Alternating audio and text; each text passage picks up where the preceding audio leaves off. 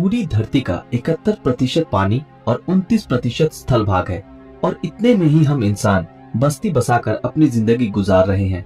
हमारा समंदर इतना विशाल है जिसके आगे हमारी कल्पना भी हार जाती है। इन विशालाकाय समंदर के नीचे हजारों रहस्यमय जगहें और चीजें हैं जिनके बारे में जानना किसी के लिए भी नामुमकिन है। इन्हीं सब रहस्यों में से एक कहानी है टाइटैनिक की। इस जहाज के डूबने के 73 सालों तक किसी को ये पता नहीं चल पाया कि ये जहाज कहाँ डूबा था और किस अवस्था में मौजूद है। 15 अप्रैल 1912 को ये अनोखा जहाज डूबा था। इसके लगभग 73 सालों बाद यानी 1985 में उसे ढूंढा गया, लेकिन इसे ढूंढने के 35 सालों बाद भी इस जहाज को समंदर की गहराइयों से अभी तक निकाला नहीं जा सका है। आज की हमारी इस वीडियो में हम टाइटैनिक जहाज कैसे और क्यों डूबा था इसके बारे में बात नहीं करेंगे, बल्कि ये जहाज आज भी समंदर की गहराइयों से निकाला क्यों नहीं गया इस विषय पर बात करेंगे। तो चलिए शुरू करते हैं। टाइटैनिक जहाज कैसे और क्यों डूबा था इसके बारे में हम सबको थोड़ा बहुत पता तो जरूर है, और इस जानकारी के पीछे सबसे बड़ा हाथ है टाइटैनिक नाम की इस आइकॉनिक मूवी का, जो सन 1997 को रिलीज हुई थी। सन 1912 को टाइटैनिक डूबने के बाद करीब 73 सालों तक वैज्ञानिकों ने इसे ढूंढने की जी तोड़ कोशिश की और कई सारे मिशन भी इसकी तलाश में किए गए, लेकिन किसी को भी कोई सफलता हासिल नहीं हुई। आखिरकार सन 1985 में एक आर्कियोलॉजिस्ट और एक अमेरिकन नेवी ऑफिसर रॉबर्ट और बिल टाइटैनिक को ढूंढने के मिशन पर निकल पड़े और उन्हें टाइटैनिक अभी कहाँ है और किस हालत में है इसके बारे में पता चला। उनके टाइटैनिक को ढूंढने के बाद इसके कई राजों से पर्दा उठा जिसने पूरी दुनिया को हैरान कर दिया। टाइटैनिक समंदर के 12,000 फीट गहराइयों में डूबा था। ऑफिशियल रिपोर्ट के मुताबिक ये जहाज डूबने से पहले सही सलामत थी, लेकिन जैसे जैसे टाइटैनिक समंदर की गहराइयों में समाती गई वैसे वैसे ये जहाज दो हिस्सों में टूट गया। लेकिन ऐसा क्यों हुआ? टाइटैनिक द न्यू एविडेंस की रिपोर्ट में ये बताया गया कि टाइटैनिक आइसबर्ग से टकराने के बाद नहीं डूबी थी। टाइटैनिक में आग लगने की वजह से ये डूबा था। खोजियों को जब इस जहाज का मलबा मिला तब उन्होंने ये पाया कि इसमें मौजूद बहुत सी चीजें वैसी की वैसी ही हैं। इस जहाज को बाहर निकालने की बहुत कोशिशें की गई, लेकिन शायद सब लोग ये जान गए थे कि इससे वापस बाहर निकाल पाना नामुमकिन है।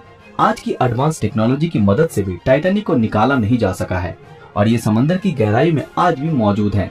आमतौर पर किसी भी जहाज को समंदर के नीचे से जैसे निकाला जाता है, टाइटैनिक को उस तरीके से निकाल पाना मुमकिन नहीं है, क्योंकि ये दो हिस्सों में टूटकर डूबा था। लेकिन हाईटेक सबमरीन और पावरफुल मैग्नेटिक सिस्टम की मदद से शायद उसे निकालने की कोशिश की जा सके, पर इन कामों में बहुत सारी मुश्किलों का सामना करना पड़ेगा, जिसमें सबसे पहला है टाइटैनिक का वजन, जो करीब 1.43 लाख टन है, जो बहुत ही ज्यादा है। और इसके बाद आता है पानी का दबाव, जो जहाज के वजन को और भी कई गुना बढ़ा देता है। टाइटैनिक जिस जगह डूबी थी उस जगह की गहराई बहुत ज्यादा है और उस जगह से मात्र 1 स्क्वायर फीट की किसी भी चीज को सतह तक लाने के लिए करीब 392 किलो न्यूटन फोर्स की जरूरत पड़ेगी। लेकिन वैज्ञानिक आज तक इतनी पावरफुल मैग्नेट या सबमरीन बना नहीं पाए हैं जो इतनी आसानी से इतने गहराई से टाइटैनिक को बाहर निकाल सके। शुरुआत में वैज्ञानिकों के पास टाइटैनिक को बाहर निकालने का कोई प्लान नहीं था, इसलिए उन्होंने कई मजेदार तरीके ट्राई किए टाइटैनिक को बाहर निकालने के लिए, जिसमें सबसे पहला पिंग पोंग बॉल की मदद से टाइटैनिक को रिकवर करने का प्लान सोचा। जी हाँ दोस्तों, आपने बिल्कुल सही सुना, पिंग पोंग बॉल। वैज्ञानिकों ने ये तरकीब लगाई कि वो डूबे टाइटैनिक जहाज में पिंग पोंग बॉल भर देंगे ताकि ये बॉल ऊपर की तरफ दबाव डाले और ऐसे करके सबमरीन या फिर बड़े मैग्नेट की मदद से जहाज को बाहर निकालना मुमकिन हो। लेकिन तब वैज्ञानिकों के दिमाग में ये बात नहीं आई कि ये पिंग पोंग बॉल समंदर की गहराइयों तक जाते ही पानी के दबाव से फट जाएंगे। तब वैज्ञानिकों ने बड़े बड़े बैलून्स की मदद से इस काम को अंजाम देने की परिकल्पना की। उन्होंने ये सोचा कि अगर हजारों लाखों बलून्स में हीलियम गैस भरकर इन बलून्स को जहाज से बांध दिया जाए तब ये बलून्स ऊपर की तरफ दबाव डालेंगे और ऐसे करके टाइटैनिक को निकाला जा सकेगा। लेकिन तब वैज्ञानिकों ने ये नहीं सोचा कि इतने गहरे पानी में इन बलून्स में हीलियम गैस कैसे भरी जाएगी, और ये भी एक फ्लॉप आइडिया था। आखिरकार वैज्ञानिकों ने ये तरकीब लगाई कि बर्फ की डेंसिटी पानी की तुलना में कम होती है और जिसलिए बर्फ पानी में तैरता है। उन्होंने ये सोचा कि टाइटैनिक जिस जगह पर मौजूद है, अगर किसी भी तरह उस जगह के पानी को बर्फ में तब्दील कर दिया जाए तो ऐसे करने से जहाज पानी के ऊपर तक आ जाएगा। इस तरकीब को बताया अमेरिका के एक इंजीनियर जॉन पियरे ने। उन्होंने अपनी रिसर्च में ये बताया कि इसमें अधिक मात्रा में लिक्विड नाइट्रोजन की जरूरत पड़ेगी और ये आइडिया बहुत ही कमाल का था। लेकिन ब्रिटिश गैस कंपनी BOC के मुताबिक इस प्रोजेक्ट को अंजाम देने में करीब आधे मिलियन टन लिक्विड नाइट्रोजन की आवश्यकता होगी और तभी सबके मन में ये सवाल आया कि इतने विशाल मात्रा में लिक्विड नाइट्रोजन को इतनी गहराई तक कैसे ले जाया जाएगा, और अंत में ये प्रोजेक्ट भी कामयाब नहीं हो सका। इसके बाद एक शिप बिल्डिंग कंपनी ने टाइटैनिक को निकालने का एक आइडिया दिया। उनके मुताबिक सबसे पहले टाइटैनिक में जमे शैवाल को और गंदगी को साफ करना पड़ेगा, और इसके लिए एक पावरफुल वैक्यूम क्लीनर जैसी मशीन की जरूरत होगी। इसके बाद एक मजबूत लोहे की मोटी तार से टाइटैनिक को इस बोट से जोड़ देना पड़ेगा, और बाकी का काम ये मशीन ही कर देगा।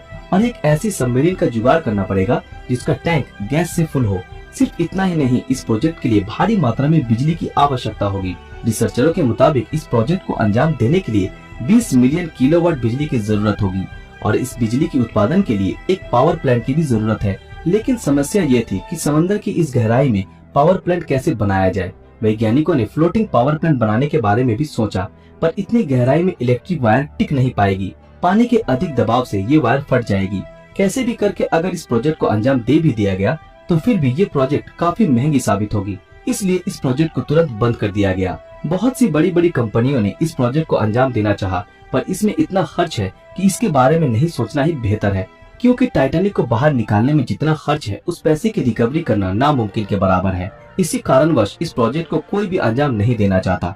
अगर कोई कंपनी इसे निकाल कर म्यूजियम में रख भी दे तो भी इसमें किए गए खर्च को रिकवर करने में 100 साल से भी ज्यादा का समय लग जाएगा। हालांकि इस अनोखे जहाज से लोगों की इमोशंस जुड़ी है, लेकिन फिर भी कोई कंपनी इतना बड़ा रिस्क लेना नहीं चाहती। वैज्ञानिकों के मुताबिक बैक्टीरियाओं ने इसके मलबे को खोखला कर दिया है, और आने वाले कुछ सालों में ये बैक्टीरिया टाइटैनिक को पूरी तरह तहस नहस कर देंगे। सिर्फ इतना ही नहीं, टाइटैनिक बहुत से सामुद्रिक मछलियों का घर बन चुका है। इसलिए यूनेस्को ने साल 2001 में टाइटैनिक को under water cultural heritage protected site declare कर दिया है। कहा जाता है कि इस जहाज को निकालने में जितना खर्चा होगा उतने पैसे में दूसरी और भी बेहतर जहाज खरीदी जा सकती है, और कोई भी कंपनी ऐसी बेवकूफी करना नहीं चाहेगी। वैसे तो इस जहाज को कभी समंदर की गहराइयों से बाहर नहीं निकाला जा सकता, और अगर ये जहाज ऐसे समंदर में आने वाले दिनों में भी टिकी रही तो हमारी आने वाली नस्ल भी इसकी रहस्यमय गाथाओं को जान पाएगी। दोस्तों, आज के लिए बस इतना ही। उम्मीद करते हैं आज की हमारी ये वीडियो आप लोगों को पसंद आई हो। तो फिर मिलते हैं आपके साथ अगले वीडियो में। अगर ये वीडियो आप लोगों को अच्छा लगा तो इस वीडियो को लाइक, कमेंट और ज्यादा से ज्यादा शेयर जरूर करें। वीडियो देखते रहने के लिए शुक्रिया। अस्सलाम वालेकुम, मैं हूं शहबाज मलिक। आप देख रहे हैं लवघर।